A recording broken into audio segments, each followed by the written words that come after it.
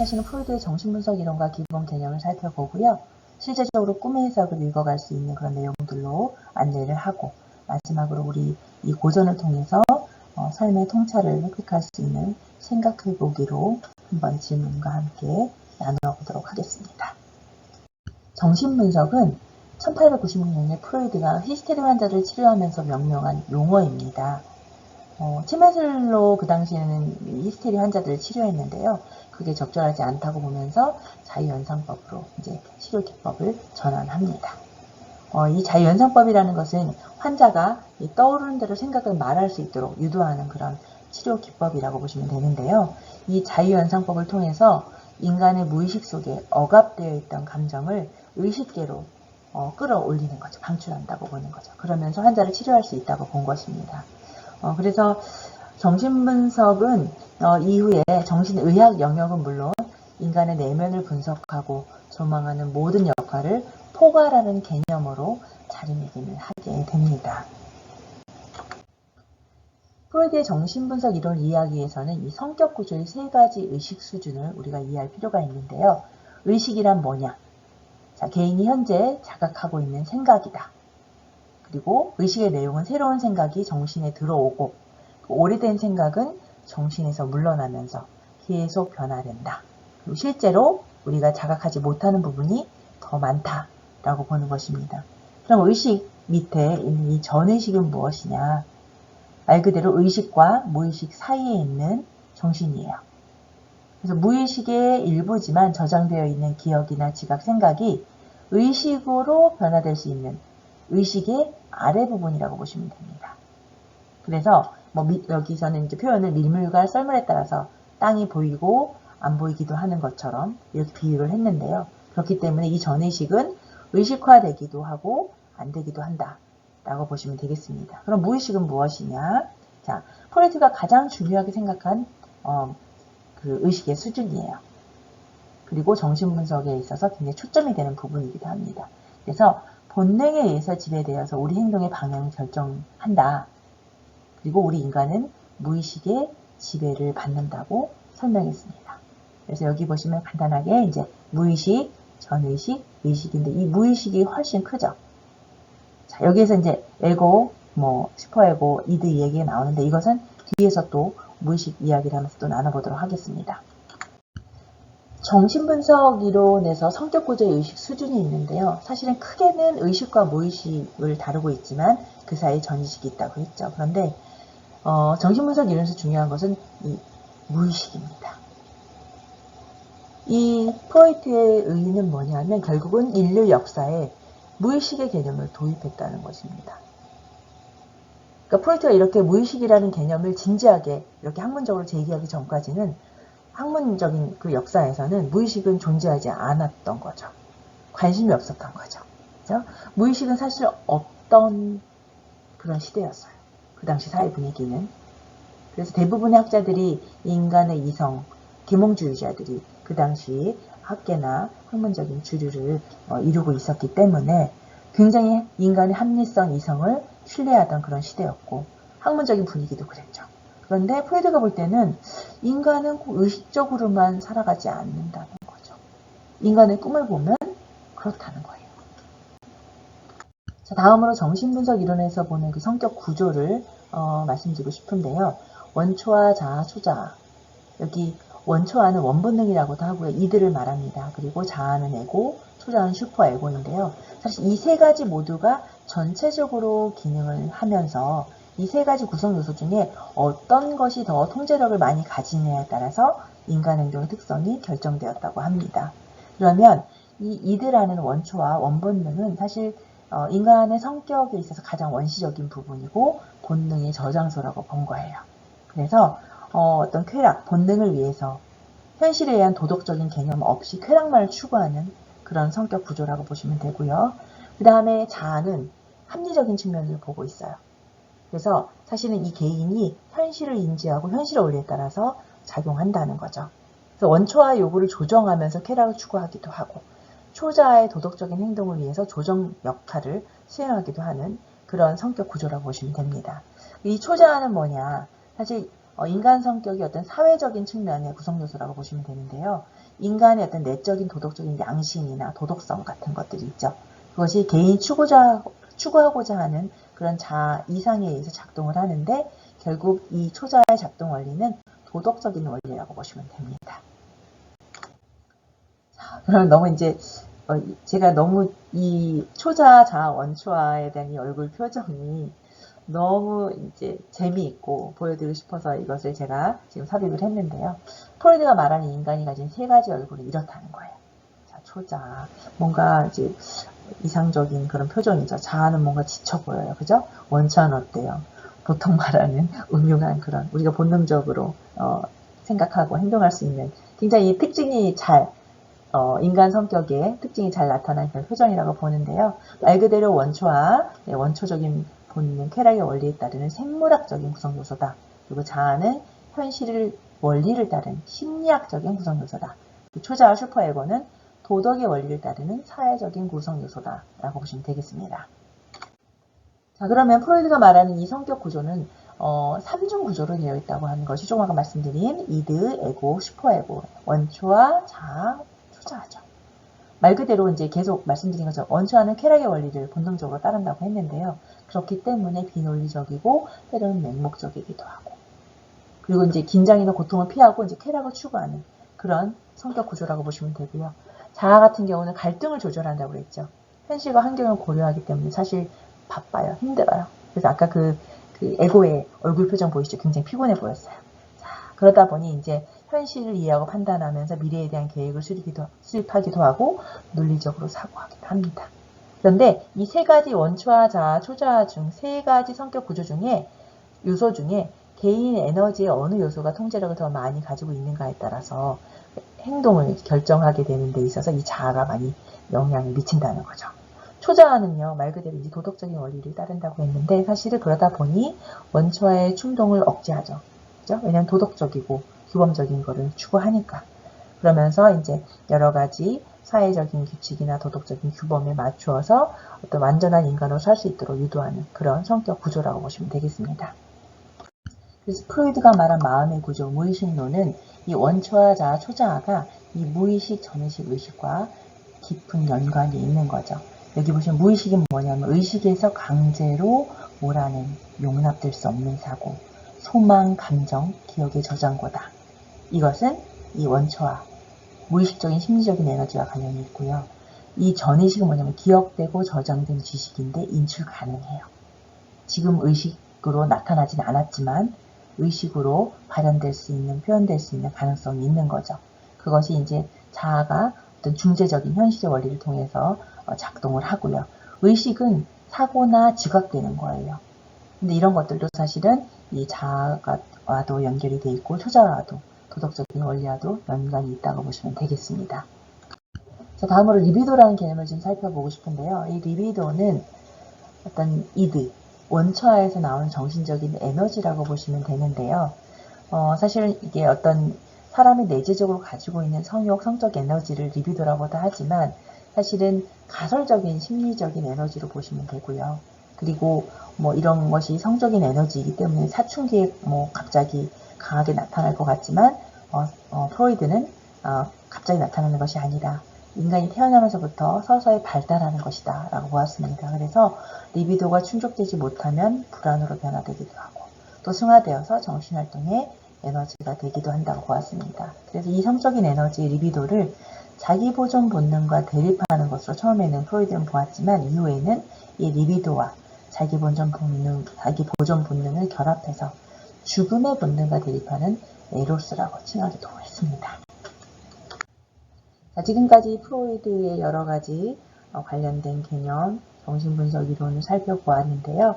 처음부터 그냥 우리가 꿈의 해석을 이런 프로이드의 이론에 대한 이해 없이 들어갔을 때 사실 조금 이해하기 어려운 부분들이 있을 것 같아서 지금까지 설명을 해드렸습니다. 자, 그러면 꿈이라는 것은 우리랑 친숙한데 꿈의 해석은 어렵게 느껴집니다. 그렇죠? 왜 어려울까요? 자, 꿈의 세계라는 것 자체도 사실 낯선데 해석도 어렵다.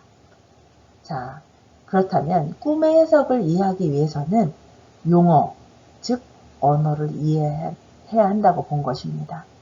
뭐 그래서 우리가 지금까지 뭐 의식, 전의식, 무의식 살펴보고 원초와 자아, 초자아 살펴보았죠. 그래서 이 구조적인 측면도 설명을 드렸어요.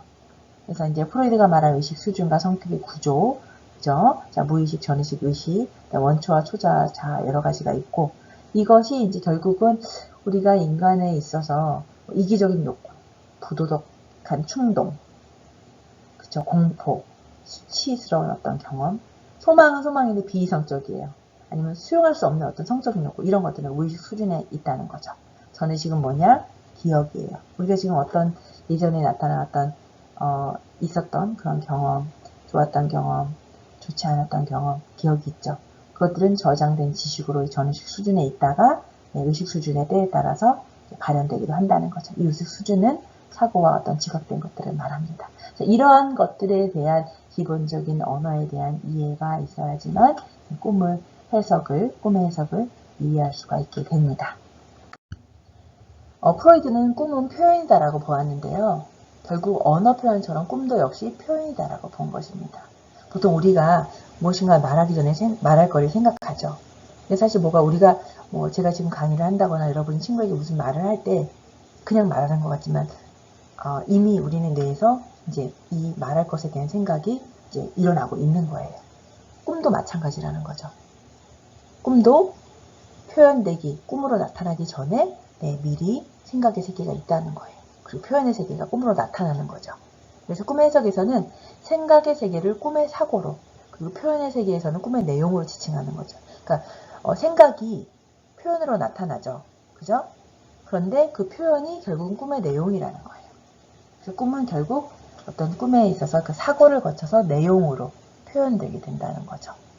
그래서 결국 꿈의 내용으로 표현하기 전에 결국 우리 인간의 꿈에서는 꿈의 사고 과정을 거친다고 보시면 되겠습니다. 그런데 꿈의 해석을 보면 여러 가지 이제 꿈 내용들이 나오거든요. 근데 꿈이라는 게 어떤 그 꿈의 사고, 생각이 있다 하더라도 그것이 그대로 꿈의 내용으로 표현되지 않는다는 거죠. 그래서 어떤 꿈에 있어서 생각, 사고는 표현되는데 어떤 건 표현되지 않아요. 근데 또 표현된다고 하더라도 내가 소망한 것 그대로, 내가 생각한 것 그대로 표현되지 않는다는 거죠. 그게 바로 꿈의 왜곡이라는 거예요. 즉, 꿈이 이렇게 뒤틀려서 변형되거나 전혀 다른 모습으로 나타난다는 거예요. 예를 들면 어떤 여성이 이유가 없이 막 아팠어요. 병원에 가서 검사를 해도 문제가 없어요. 근데 이 여성은 계속 몸이 아픈 거죠. 근데 이 여성이 프로이드와 심리상담을 하게 됐어요. 그러면서 프로이드가 상담 과정에서 이 여성의 꿈을 하나 분석하게 되었어요. 그 꿈의 내용이 뭔가라고 보면 조카의 장례식이래요. 그런데 그 여자가 울지 않아요. 눈물이 안 나와서 자기 자신도 꿈에서 왜 울고 있지 않지? 라는 걸 느끼게 됩니다. 눈물이 나지 않는다는, 울지 않는다는 것을요. 오히려 약간 기쁜 느낌이 있다고 해요. 이상하죠? 꿈에서 깨어난 여성은 뭔가 기분 좋지 않아요. 왜 그런 거지? 이상한데? 조카가 죽었는데 왠지 모를 어떤 본인도 이해할 수 없는 어떤 쾌감을 느끼는 거죠. 뭔가 설명할 수 없는 기분 좋음이 꿈속에서도 느껴졌고, 본인이 꿈을 깨고 나서도 이런 감정을 느끼는 거예요. 그러니까 스스로 이 상황이 이해가 안 되는데, 조카가 죽었는데 왜 내 기분이 좋을까? 그럴 때 프로이드는 이 여인과 대화를 통해서 어떤 실마리가 될 만한 단서를 찾아냅니다. 여성 환자에게 언니가 있었어요. 꿈속의 장례식은 언니의 아들, 바로 조카의 장례식이었다고 하죠. 그런데 이 여인은 사실은 현실 속에서 언니의 남편, 형부와 불륜에 빠지게 된 거예요. 근데 그 사실을 언니가 알게 되었고, 그러면서 이제 여러 가지 힘든 과정을 통해서 형부와의 관계를 청산했어요. 그런데 이 공교롭게 얼마 지나지 않아 언니가 생을 마감하게 됩니다. 병으로 죽게 됐어요. 그래서 형부는 결국은 이제 언니와 사별하게 됐고, 이 여성은 이제 형부가 언니의 남편이 아니기 때문에 형부와의 관계로 만날 수 있는 건 아닌 거죠. 그래서 프로이드는 이 여인의 꿈을 통해서 언니와 형부가 사별의 상황 때문에 그런 상황을 그런 상황의 꿈을 꾼 것이라고 생각을 하게 됩니다. 자, 여기에서 우리가 꿈의 왜곡에 대해서 좀 살펴보려고 하는데요. 왜곡이란 꿈의 메커니즘 중에 하나인데 왜 이 여인이 생각한 그 소망 충족이라고 하는 그 꿈의 내용이 그대로 표현되지 않고 왜곡되어 나타났을까? 그 메커니즘은 바로 꿈의 검열이라는 거예요. 지속적으로 억압이 되는 거죠. 현실 세계에서 인정할 수 없는, 하면 안 되는 그런 사랑을 하기 때문에. 그래서 인간이 굉장히 수많은 많은 꿈들을 꾸는데 어떤 꿈도 이 꿈의 검열이라는 메커니즘에서 자유롭지 못하다고 해요. 그래서 어떤 꿈 사고는 가볍게 꿈의 내용을 그대로 들어와서 수梦충족을 하기도 하는데 어떤 것은 아예 들어오지 못하거나 바뀌거나 그대로 표현되지 않는 그런 메커니즘을 통해서 꿈으로 나타난다는 거예요. 결국은 꿈이라는 것은 의식과 무의식의 타협물이라고 본 거예요. 그래서 에고, 자아, 이드, 초자아가 타협한 결과물이라는 거죠. 그러니까 무의식을 그대로 완전히 보여주는 것도 아니고 오로지 의식적으로 현실적인 측면으로 그대로 나타내는 것도 아니라는 거예요. 그래서 결국은 꿈은 무의식적인 측면이 분명히 있긴 하지만 의식으로 인해서 약간 수정되고 변형되고 왜곡된다는 거죠. 그래서 꿈은 해석이 필요하다는 거예요. 그대로를 우리가 의미를 해석하면 안 되기 때문에 결국은 분석이 필요하다고 본 것입니다. 그래서 프로이드가 자신의 학문을 정신분석이라고 칭한 이유도 여기 있다고 합니다. 꿈을 해석해야 하는, 분석해야 하는 것이기 때문에 학문 이름도 정신분석이 된 거죠. 그러면 사실 어디까지가 의식이고 어디까지가 무의식일까? 그걸 분별을 우선 한 다음에 또 그 무의식이 또 어떤 상징물로 바뀌어서 변형돼서 나타나는 걸까? 너무 어렵지 않을까, 이 분석이? 자, 프로이드는 이렇게 생각한 거죠. 그래서 프로이드는 꿈을 듣고 바로 해석하고 해몽하는 건 진정한 꿈의 해석이 아니라고 보았습니다. 자, 꿈이 왜곡되어 나타난다는 것은 꿈의 검열이라는 메커니즘이 작용하기 때문이라고 했는데 왜 그 꿈의 검열이 나타날까요? 이 표현이 너무 재밌었어요. 인간의 어떤 사상이 불순하거나 불량하기 때문이다라는 거죠. 자, 검열이 나타나는 이유는 결국은 꿈을 꾸는 동안에도 의식이 검열을 한다는 거예요. 그래서 꿈에서도 역시 자기 검열이 있어서 잠자고 있는 사람의 의식 속에는 어떤 정신, 인간 정신의 어둡고 충동적인 측면이 떠오르는 것을 방해한다는 거예요. 그래서 어떤 꿈속에서의 표현은 비유의 탈을 쓰고 표현되거나 아예 반대로 표현되거나 아니면 정말 하고 싶은 일이나 말을 전혀 하지 못하는 반대로 나타나는 경우도 있다는 거죠. 그래서 뭐 비유하거나 역설하거나 눈치 보고 대체되기도 하는 그런 것들이 있는데 이런 것들이 꿈속에서 나타나는 압축, 전이, 대치, 묘사, 상징, 퇴행 이런 것들로 나타난다는 거죠. 왜 그럴까요? 뭐 사실 저희 살아가면서 하고 싶은 말을 다 하면서 살 수가 없겠죠. 그죠? 그리고 사고 싶은 것도 다 살 수 없고 하고 싶은 일도 다 할 수 없고 하고 싶은 말도 다 할 수 없는 거죠.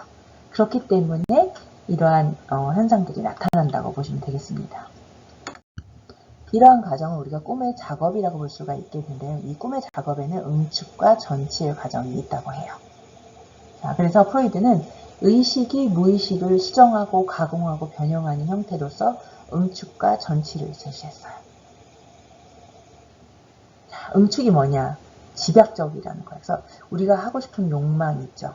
욕구 이런 것들이 겉으로 보기엔 심플하거든요. 그런데 속을 분석해보면 정말 복잡한 상징물로 발현되어 나타난다는 거예요. 아까 한 여인이 조카 장례식장 사례 생각나시죠? 겉으로 볼 때는 굉장히 심플하죠. 여러 사연들이 있긴 있어요. 뭐 형부와의 사랑, 언니의 죽음, 그 다음에 뭐 형부와 이제 언니의 죽음 이후에 재회할 수 있다는 어떤 기대감이 있을 수도 있겠죠.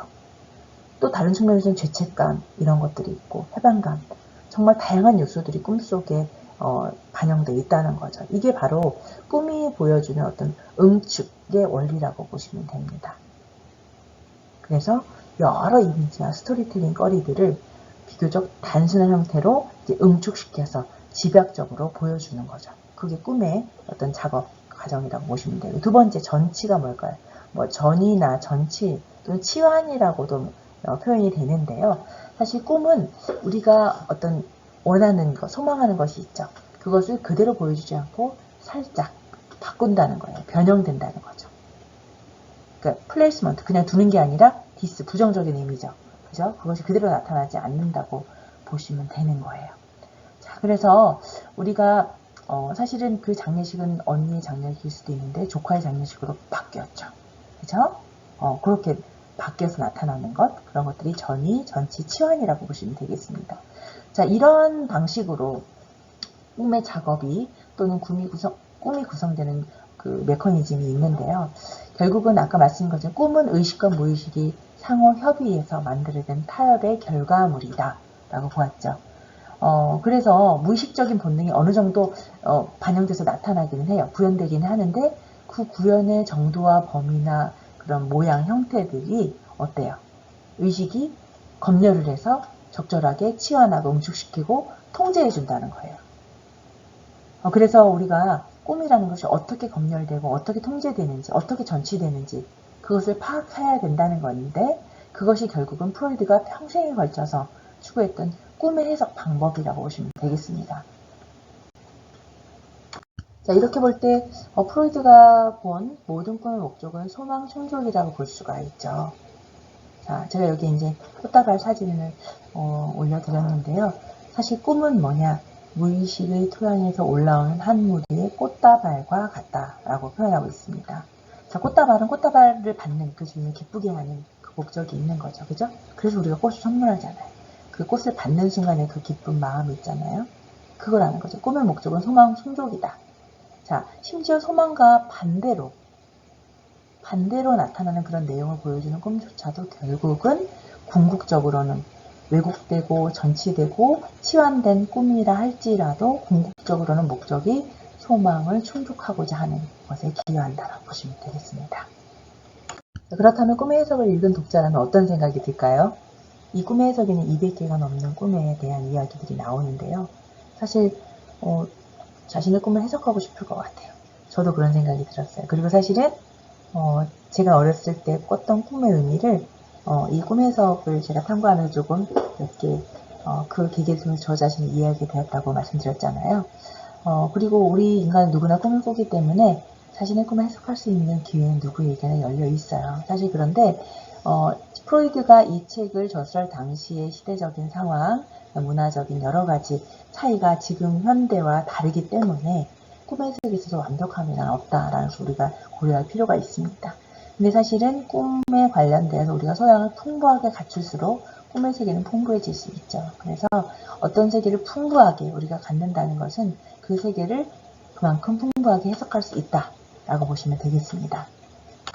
다음으로 꿈의 해석의 실제적인 내용인데요. 목차라고 보시면 되는데 사실 출판사나 번역자에 따라서 조금씩 재구성되어 다르게 나타날 수 있지만 제가 말씀드린 꿈의 해석 책의 내용의 기본적인 흐름은 이렇게 7가지로 제시되어 있습니다. 그래서 꿈에 대한 학문적인 성과, 그 다음에 꿈을 해석하는 방법, 그 다음에 꿈의 목적이 무엇이냐, 그리고 꿈의 특성인 왜곡되어 나타나는 것, 그리고 꿈은 어디에서 나타나는가, 재료나 출처, 꿈의 작업, 응축과 전치 설명드렸었고요.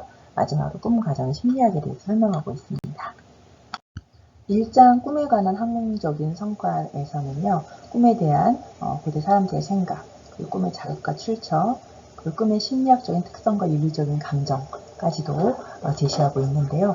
사실 그 꿈을 신의 계시로 이해했던 고대인들에게는 사실은 꿈은 규명의 대상이 아니었다. 그래서 굳이 꿈의 원인을 규명하지 않은 그런 것에 대한 내용들이 제시되어 있고 꿈이 심리학적이나 생리학적인 연구의 대상이 아니었기 때문에 수면장애의 원인, 즉 뭔가 꿈의 자극과 출처에 대해서도 심도 있는 연구를 수행하게 되었습니다. 2장 꿈을 어떻게 해석할 것인가에 대한 내용에서는요. 꿈을 의미 있는 정신활동이라고 바라보았고요. 그래서 그 의미 있는 정신활동인 꿈을 해석해서 정신 분석하는 그런 과정에 대한 이야기들이 나옵니다. 그래서 여기도 보시면 정신 분석을 하기 위해서는 환자 협조가 굉장히 필수적이라고 해요. 그래서 마음 편안히 하고 떠오르는 생각에 집중하고 그것이 잘 표현되도록 할 수 있는 것이 이 2장에 제시되고 있습니다. 3장 꿈의 목적은 소망 충족이 있다. 사실 소망 충족, 소망이라는 것이 굉장히 바라고 원하는 긍정적인 거잖아요. 사실 그런데 이 꿈이 소망 충족의 목적을 가지고 있다면 왜 그렇게 복잡하고 어렵고 이상하기도 하고 부정적인 방식으로 나타나는 걸까? 자, 이런 변화가 어떤 경로를 통해 이루어지는가? 이런 내용들이 이제 3장에 제시되게 됩니다. 4장에서는 왜곡이라는 모자를 쓰고 나타나는 꿈에 대해서 설명하고 있습니다. 그래서 꿈을 왜곡하고 검열하는 현상이 두 가지 현상이 나타나는데, 하나는 소망 충족으로서 꿈을 막 지향하는 게 있고, 또 하나는 그 꿈을 검열하고 표현을 왜곡하도록 강요하는 그런 심리적인 두 가지 측면이 있다고 하는 거죠. 그런데 이 검열이라는 심리적인 경향이 허락하지 않으면 소망 충족으로서의 꿈은 어떤 것도 의식으로 떠오르지 않는다라고 보았습니다. 5장에서는 꿈의 재료와 출처에 대해서 제시하면서 어린 시절의 꿈이나 전형적인 꿈들에 대해서 이야기를 합니다. 그런데 꿈이라는 게 왜 사소하면서도 단편적인 것만을 다루는 것일까? 결국 심리적인 활동의 낭비일까? 라고 이제 그런 질문들을 제시하는 게 아니라는 거죠. 깨어있는 동안 우리의 주의를 끄는 문제는 결국 우리 꿈속에서도 우리를 지배한다는 거예요. 그래서 낮 동안에 어떤 경험한 그런 재료들이 꿈속에서 응용되어 나타난다는 거죠. 6장에서는 꿈의 작업, 그러니까 압축, 전이 또는 전치, 치환이라는 용어로 설명을 했었는데요. 그리고 꿈의 상징과 부조리, 꿈속의 정서에 대한 내용을 다루고 있습니다. 사실 꿈속에서 대화를 나눈 것처럼 보이는 모든 것들이 있죠. 그런데 그게 기억에 있는 꿈의 재료에서 그대로 오거나 아니면 수정된 모방이라는 것을 확인하는 것이 그렇게 어려운 것은 아니라는 거죠. 마지막으로 7장은 꿈과 망각, 퇴행, 의식과 무의식에 대해서 다루고 있는데요. 프로이드는 무의식을 심리적인 삶의 보편적인 토대로 받아들여야 한다라고 보았고, 사실 무의식 문제는 의식적인 것을 포괄한다고 보았습니다. 그리고 이 무의식은 결국 스스로 존재하는 심리적인 거라고 보았어요. 그래서 이렇게 1장부터 7장까지 꿈의 해석의 내용이 제시되는데, 사실 꿈의 해석이 심리학과 정신분석과 분야에서 굉장히 중요한 작품으로 여겨지고는 있지만 여러 가지 비판점을 가지고 있습니다. 어떤 측면에서 비판을 받았냐 하면 첫째, 과학적인 근거가 너무 부족하다. 그리고 성적인 요소를 과도하게 지나치게 강조했다. 특히 어린아이를 너무 성적인 존재로 바라보았다는 그런 비판을 많이 받았고요.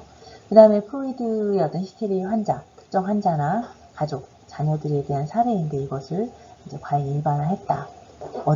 어렵다고 보았다는 거죠.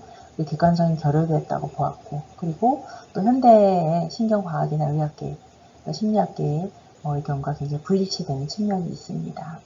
이렇게 많은 비판점이 있음에도 불구하고 프로이드의 꿈의 해석은 사실 여전히 사람들의 어떤 심리학계나 사람들의 어떤 고전을 선호하는 측면에 있어서 많은 관심과 어떤 그 위치를 차지하고 있는 그런 작품인데요. 그래서 사람들에게 있어서 꿈과 무의식에 대한 이해를 깊게 하는데 기여했다고 보는 작품이라고 보시면 되겠습니다. 혹자는 꿈의 해석은 하나의 과학적인 사건이었다라고 보는 관점도 있는데요. 그 당시 인간의 이성과 합리성 중심의 사회적 분위기였을 때 인간이 어떤 이성 중심의 사고를 탈피할 수 있는 획기적인 계기를 마련했다라고 보는데요. 사실 모두가 다 꿈을 형이상학적인 소재로만 생각했던 그 시대였는데 최초로 꿈을 어떤 그 구체적인 실체를 파악하기 위해서 과학적인 방법으로 규명하려고 시도했다는 그 자체에 대해서 의의를 두고 있고요. 그래서 20세기 아인슈타인이 과학적인 인식의 새로운 패러다임을 구축했다면 프로이드는 인간의 정신적인 구조를 인식하는데 새로운 패러다임을 제기했다고 볼 수가 있습니다. 그래서 사실은 이게 바로 꿈 해석의 어떤 역사적인 의의자 학문적인 성취라고 볼 수 있고요. 그리고 개인적으로도 학문적인 업적뿐만 아니라 세상에 대한 통찰이나 또 뭔가 깊이 탐구하고자 했던 그런 학자적인 자세. 그리고 사실 아버지가 돌아가신 이후로 자기 자신의 꿈을 굉장히 분석하면서 자기 자신이 이해하게 됐잖아요. 그래서 자신에 대한 어떤 진지한 응시하는 그런 태도들도 우리가 어떤 그 프로이드에 대해서 우리가 좀 생각해 볼 만한 그런 태도라고 봅니다. 결국은 사실은 그 꿈을 통해서 우리가 자신을 더 깊이 이해할 수 있는 그런 통찰을 이 꿈의 해석을 통해서 우리가 접할 수가 있는데요. 그래서 저는 이 생각해 봅시다의 질문에 대해서 여러분과 함께 생각해 볼 수 있는 시간이 잠시 있었으면 좋겠습니다. 여러분에게 꿈은 어떤 의미인가요? 그리고 그 꿈이 여러분 자신을 이해하는 데 도움을 주나요? 그리고 여러분이 이 꿈의 해석을 통해서 얻은 여러분만의 통찰, 의미, 가치는 무엇일까요? 자, 프로이드는 사실 이 꿈을 통해서 인간에 대한 하나의 성장 과정, 또 그런 경험들을 좀 더 깊이 있게 이해하려는 시도를 했다고 보시면 되겠습니다. 자, 마지막으로 제가 강의를 위해서 참고했던 자료와 추천 동영상인데요. 굉장히 편하게 이 유튜브 같은 경우 저도 굉장히 재미있게 봤기 때문에 여러분들이 추천드리고요. 우리 도서관에 제시되어 있는 이 꿈의 해석 책도 여러분들께 함께 안내하면서 이번 강의를 마치도록 하겠습니다. 자, 여러분 이상으로 백일고전지의 융합 통찰력 향상을 위한 심화과정 꿈의 해석 강의를 마치겠습니다. 이번 강의를 통해서 여러분께서 프로이트의 꿈 해석에 대한 고전을 펼쳐볼 수 있기를, 그리고 여러분 자신에 대해서 더 깊이 이해하고 통찰할 수 있는 계기가 되시기를 바라겠습니다. 여러분 지금까지 경청해 주셔서 감사합니다.